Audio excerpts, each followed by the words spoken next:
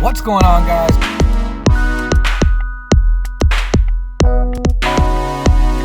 What's going on, guys? Jay Craft here with the Facebook group All Around Pickers Lounge, and I'm here today not doing the reseller roundup, and it's because I am out in the field right now doing some work at a convention. But I told you I'd have a special video for you today, and that's what we're doing right now.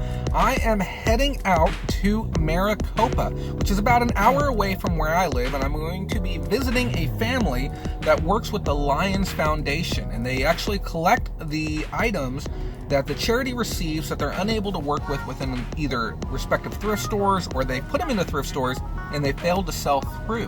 And they are slated with the process of getting the items sold or just simply out of the Lions' possession so that they don't have to deal with them. Now, with that being said though, there is quite a few amazing items based on some of the images that were sent over to me. I'm predominantly going out there to pick up some video games today, and of those games I've already seen one worth 60, a couple worth 40, so I know it's going to be worth my trouble to come out here, and I've already received some of the pricing.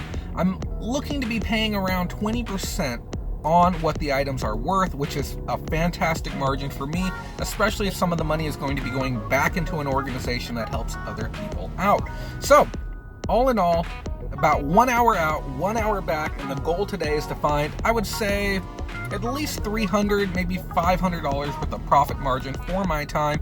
And then in the back end, we're probably going to have about 2 or 3 hours worth of post work, whether that be cleaning, tagging, whether the items get tagged and taken to the convention, which is later tomorrow.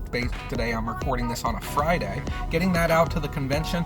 And then we're also going to showcase some of the items here at the end. Now, I haven't talked with the family. I don't know how much I'm going to be able to get away with recording, but I'm going to try and record as much as I can. But if I can't, you'll get my thoughts when I get back to the car, and I'll be showcasing some of the items for you as well, because I know you guys love seeing what I'm getting, and I'm not going to showcase all of it. I'm going to save some of it for next Sunday, so that way I got some spicy stuff to show you there as well. So sit down, strap in. I guess let's show some ridiculous montage footage of open fields and houses flying by as we head on out to Maricopa.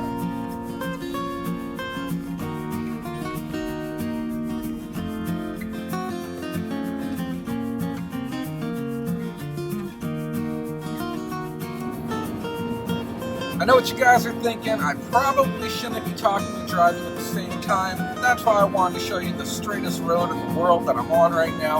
I got no one in front of me, no one behind me, and I got 7 more miles to go till my next turn, so I thought, what the heck, why not? I wanted to share something with you as far as why I love being a reseller. And I try and explain this to people who aren't resellers, and it doesn't really make much sense to them. But one of the most valuable things for me regarding my own personal happiness is having the agency to be able to choose to do what I want to do any day that I want. So when it comes to being a reseller, my world is so dynamic. And this is partly why I stay away from retail arbitrage, why I stay away from online arbitrage, and why I stay away from drop shipping. Because it's the same thing every day, day in, day out, and it is incredibly boring to do that. I just can't do it. I have no fun doing it. I have no desire to do it.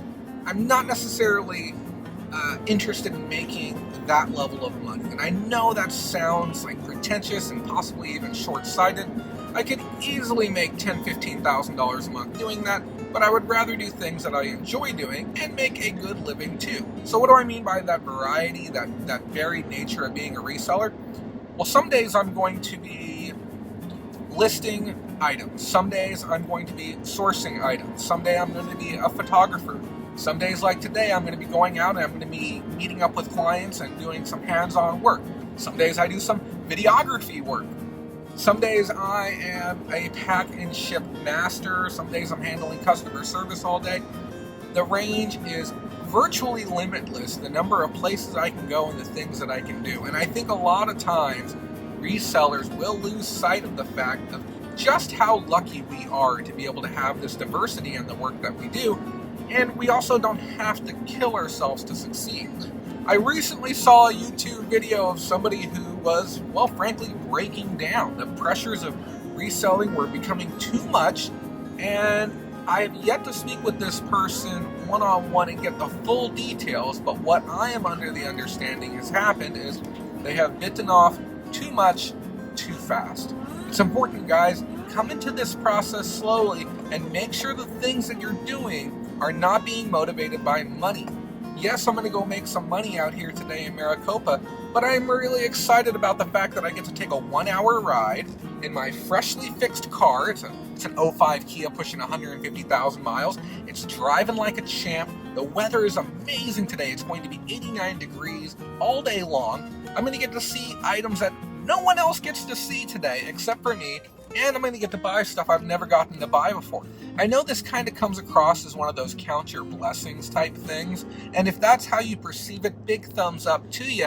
But for me, it's just appreciate the things that you have in front of you. Appreciate the small things, and don't feel like you have to, have these massive, huge home runs each day, or that if you have to sell 2 to 5 or 10 items a day to be successful.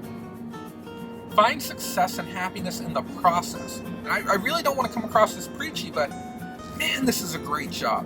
This is a great time to be a reseller. The market is prime, and you don't have to bust butt to be able to make a good living. You have to use this.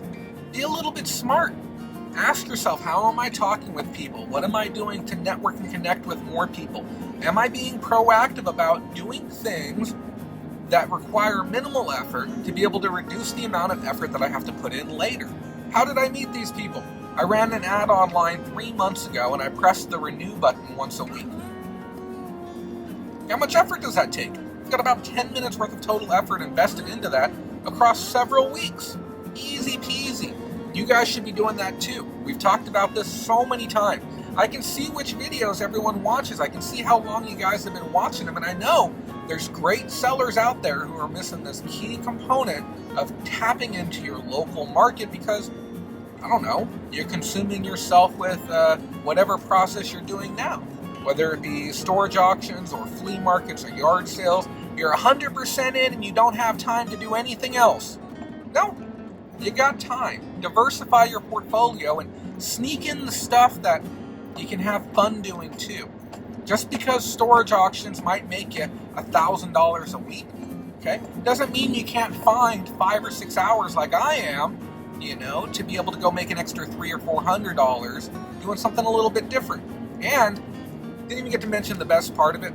I get to meet some new people, and I get to pass some positivity. I'm a guy with an interest in buying, and I'm meeting with some people with an interest in selling. I think we're going to get along pretty good, and they seem like good spirits. So be a good person, run into other good people, have fun doing this, and seriously, don't take it that serious. Just relax, just enjoy it. It's not that bad.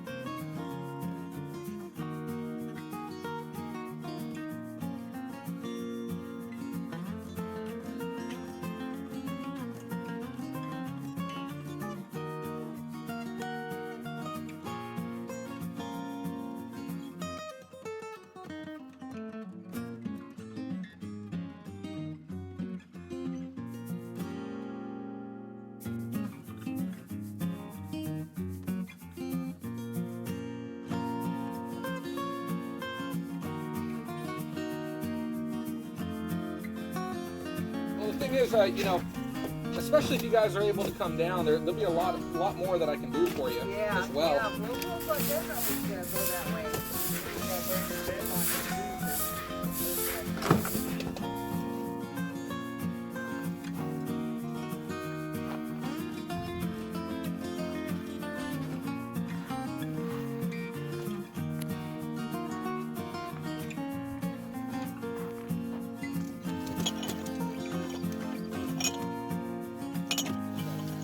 Are they?